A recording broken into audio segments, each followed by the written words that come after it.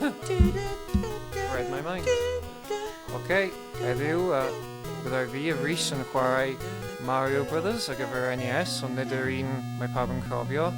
Yr un arcade. Mae'n dal Ie, mae'n dal dda. Pa dwi'n dweud hynna, dwi wedi marw sawl gwaith. Ie, fi. Ond dwi heb wedi chwarae hyn am oesoedd. Ond dwi yn cofio chwarae hyn. O blaen, pan oedd fi'n ifanc. Ac suppose ar y game. Oh, nice. O, dwi'n yna. O. Mae'n gyd yn dod nôl i fi nawr. Ond, roedd hyn ar y cartridge Super Mario 3 ar gyfer y Game Boy Advanced SP. Ond nid just y game, fi gael y Game Boy Advanced SP. Ond, rwy'n fi'n chwarae hyn lot, oherwydd nad yw'n gallu gorffen Mario 3. Mae Mario 3 yn annoying. Mae'n ddim yn annoying, mae'n just... Oh, god. Ond just, O, ti'n dweud. tuag at diwedd o'r game, mae'n actually really difficult. Mae'n fel hynod o anodd.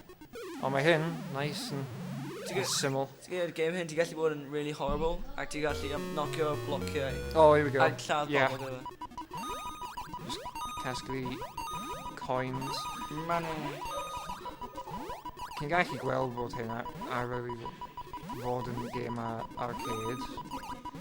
Ie, achos Mae'n mor syml. mae'n dangos arian. Ni wedi colli un? Na, okay, brilliant. Yay. O, sa dwi wedi cael? Un.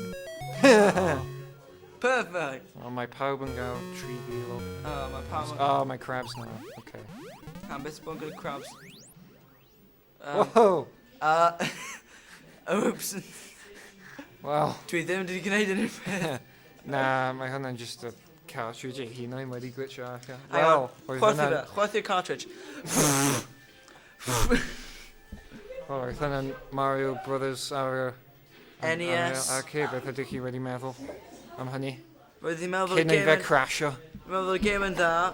Ti'n gwybod, mae hyn yn mwy stable na EA servers.